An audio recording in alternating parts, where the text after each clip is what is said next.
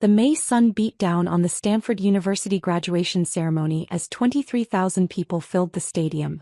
I sat in the sea of red caps and gowns, my computer science PhD finally complete after 6 grueling years.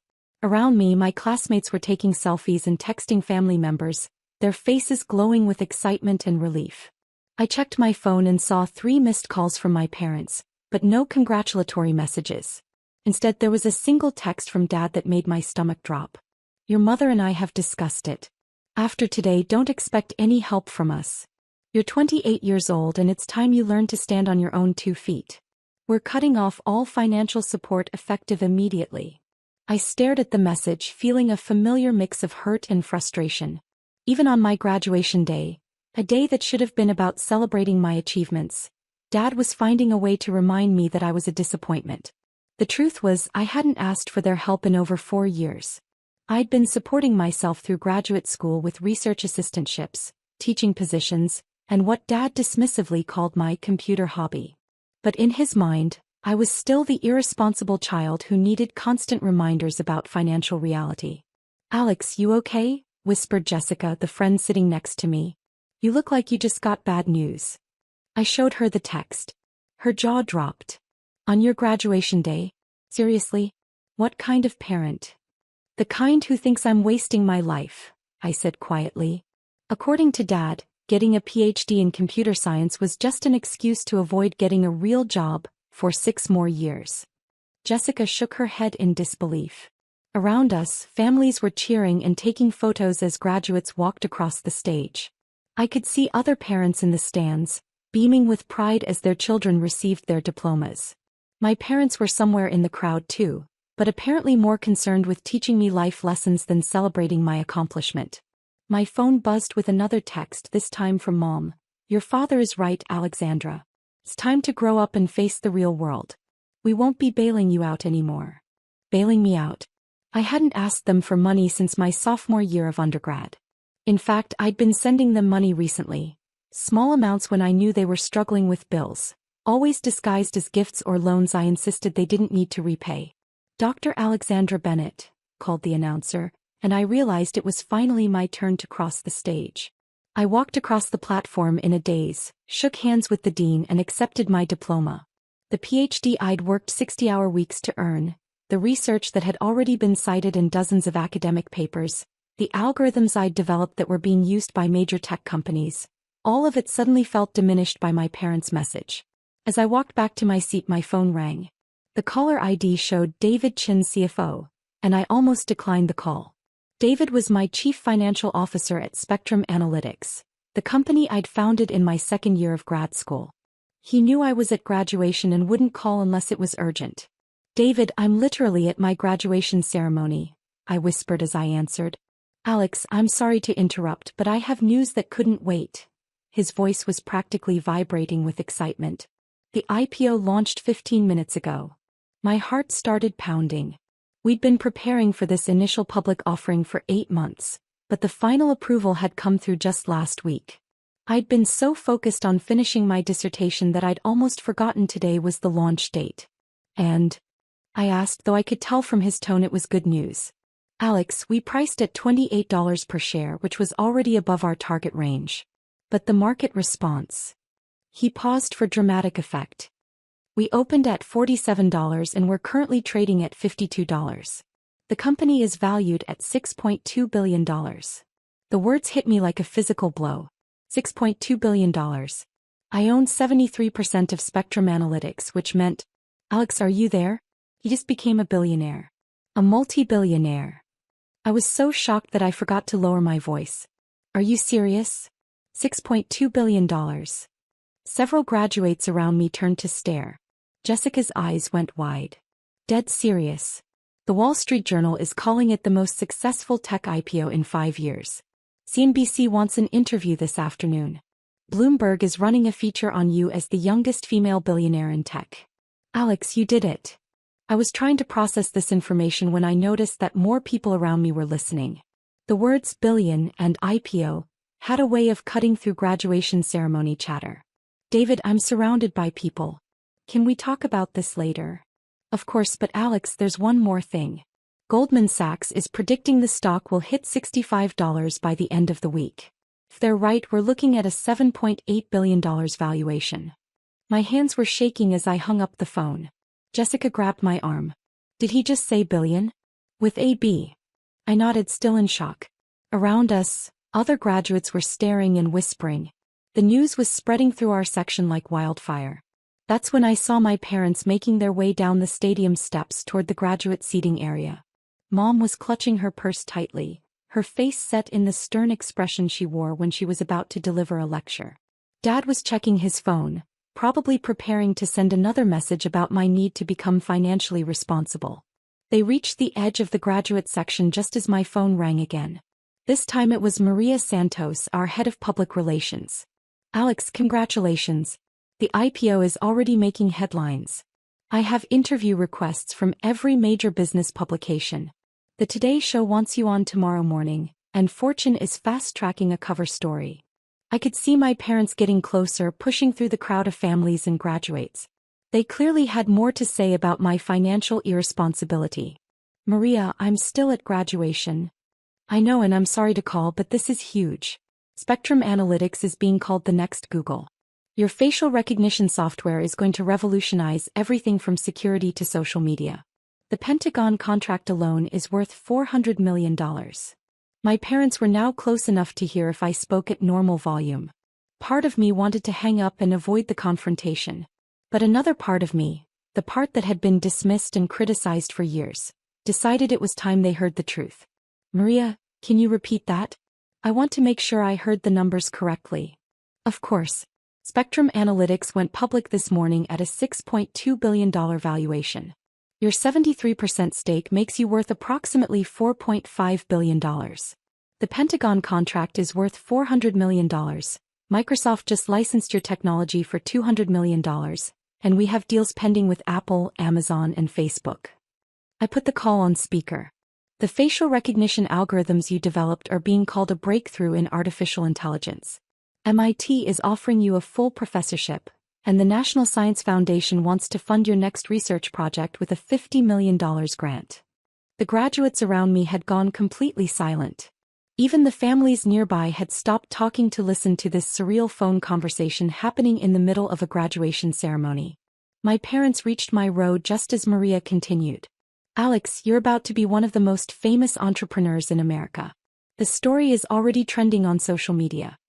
Stanford PhD student becomes billionaire on graduation day, is the top headline on every business website. Dad's face had gone completely white. The phone he'd been holding slipped from his hand and clattered onto the concrete steps. Also, Maria added, I should mention that the university is already planning to name the new computer science building after you. The $100 million donation you committed will fund scholarships for underprivileged students for the next 50 years. Mom made a small choking sound. Maria, thank you for the update. Let's schedule a proper meeting for tomorrow to discuss the media strategy. Absolutely. And Alex, congratulations. You've built something incredible. I hung up and looked at my parents, who were standing frozen in the aisle like statues. Dad's mouth was hanging open, and Mom was clutching her purse so tightly her knuckles had turned white. Hi, Mom. Hi, Dad, I said quietly. I got your text about not expecting help anymore. The graduation ceremony was continuing around us, but our little section had become its own bubble of shocked silence. Other families were staring openly now, realizing they were witnessing some kind of family drama involving a billionaire. Alexandra, Dad finally managed to say, his voice barely above a whisper. What just happened? I became a billionaire, I said simply. The company I founded went public this morning. Spectrum Analytics develops artificial intelligence for facial recognition, security systems, and social media platforms. But you're a student, Mom said weakly. You don't have a company. You're getting your PhD in computer science. I have both. I founded Spectrum Analytics during my second year of graduate school. We started with a $50,000 grant and grew from there. The technology one developed for my dissertation became the foundation for our core products. Jessica leaned over. Alex, you never told us you owned a company. I don't really talk about it. I preferred to focus on my research and let the business team handle operations. But we've been growing steadily for 4 years. We have offices in Silicon Valley, Austin, and Boston with about 300 employees. Dad sat down heavily on the concrete steps, his face pale. 300 employees? As of last month, yes. We've been hiring aggressively to keep up with demand. The AI revolution is happening faster than anyone expected, and our algorithms are considered industry-leading. I pulled out my phone and showed them the Spectrum Analytics website, which now featured a prominent banner announcing the IPO success. The Pentagon contract Maria mentioned is for next-generation security systems. The Microsoft deal is integrating our technology into their cloud services. And the university partnerships will fund research labs at Stanford, MIT, and Carnegie Mellon. Mom finally found her voice. Alexandra, if you have all this money, all this success, why didn't you tell us? Why let us think you were struggling financially? The question I'd been dreading. I looked at these two people who had raised me, supported me through undergrad, and then spent the last 6 years making me feel like a failure for pursuing graduate school. Because every time I tried to tell you about my work, you dismissed it as a waste of time, I said gently. Remember when I tried to explain machine learning algorithms at Christmas dinner 2 years ago? Dad told me to stop talking nonsense and focus on finding a husband. Dad winced. Or when I mentioned that my research was getting attention from tech companies, and Mom said I was living in a fantasy world and needed to prepare for the real job market? Mom's eyes filled with tears. I stopped trying to share my successes because you'd already decided I was irresponsible and unrealistic. It was easier to let you believe what you wanted to believe than to constantly defend myself. A graduate sitting behind us tapped my shoulder. Excuse me, are you really worth $4.5 billion? I nodded. As of about 20 minutes ago, yes. Dude, you're famous. Your IPO is all over Twitter. They're calling you the youngest self-made female billionaire in tech history.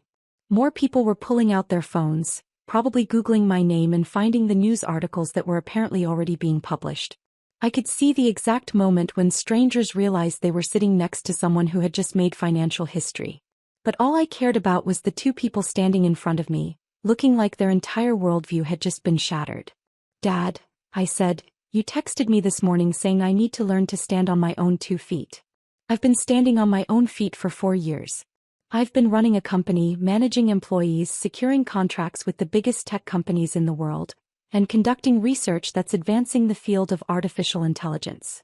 I stood up, my graduation gown billowing around me. You said I was wasting my time getting a PhD instead of getting a real job. This PhD isn't just a degree. It's the foundation of technology that's going to change how computers understand and interact with the world. The research I've been doing isn't theoretical anymore. It's being implemented by companies with billions of users.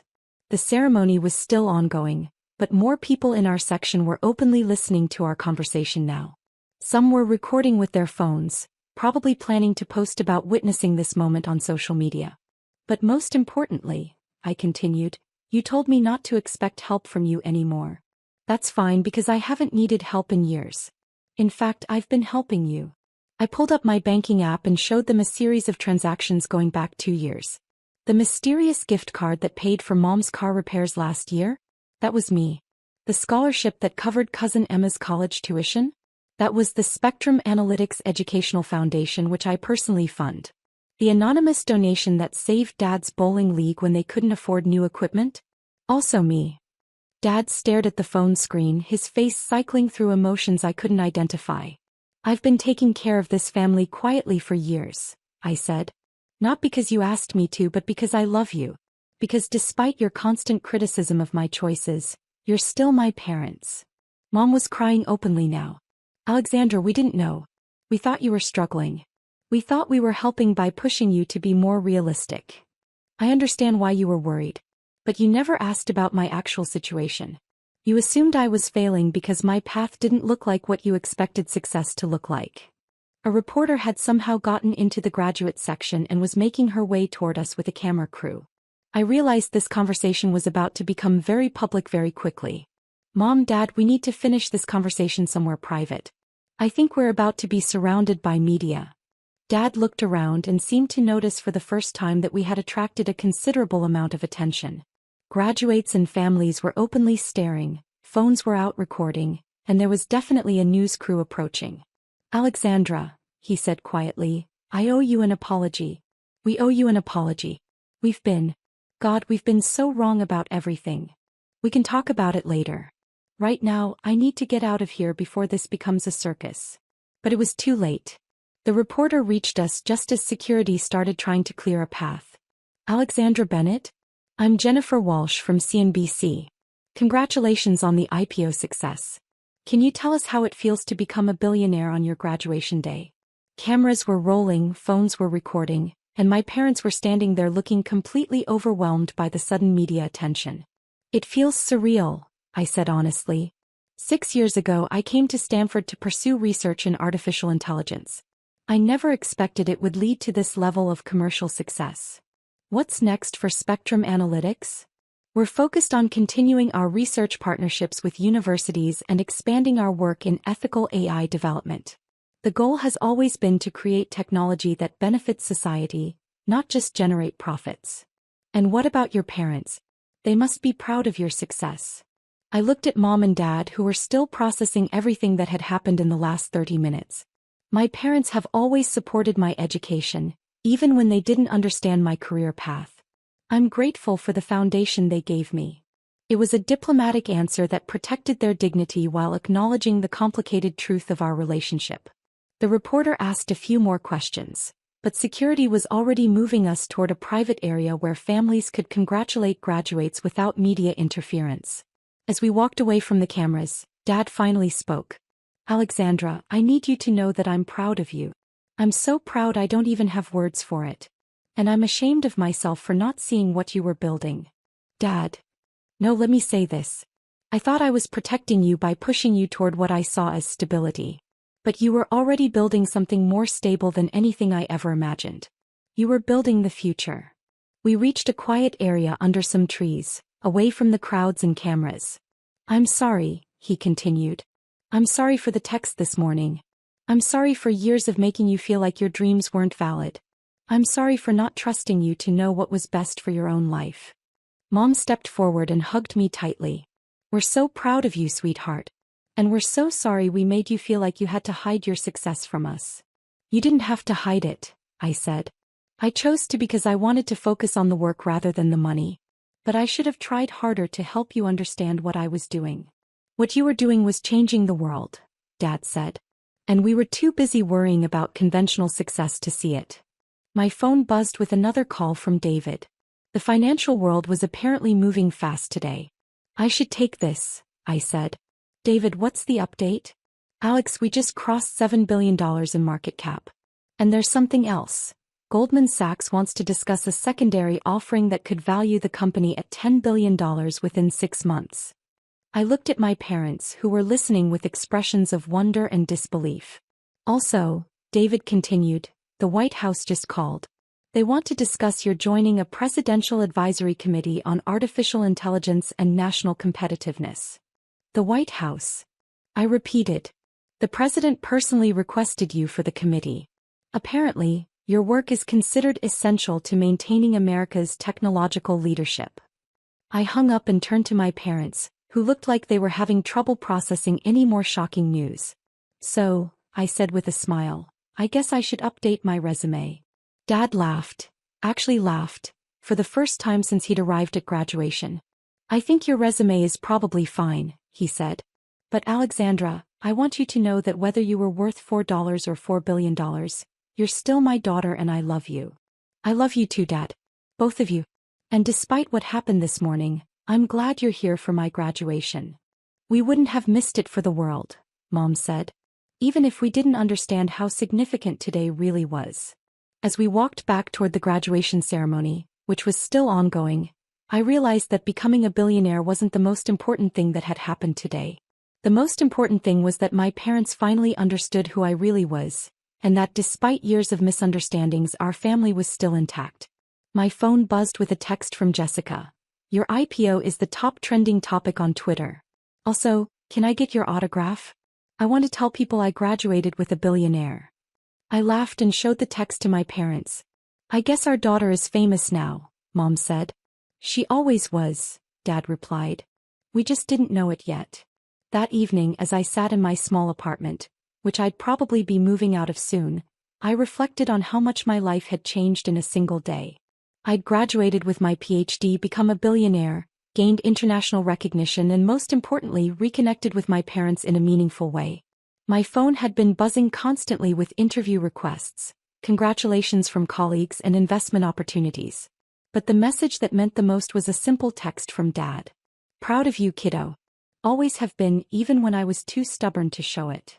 Tomorrow I would start navigating life as a public figure and billionaire entrepreneur. But tonight I was just Alexandra, a daughter who had finally proven to her parents that her dreams were worth pursuing, even when they didn't understand them.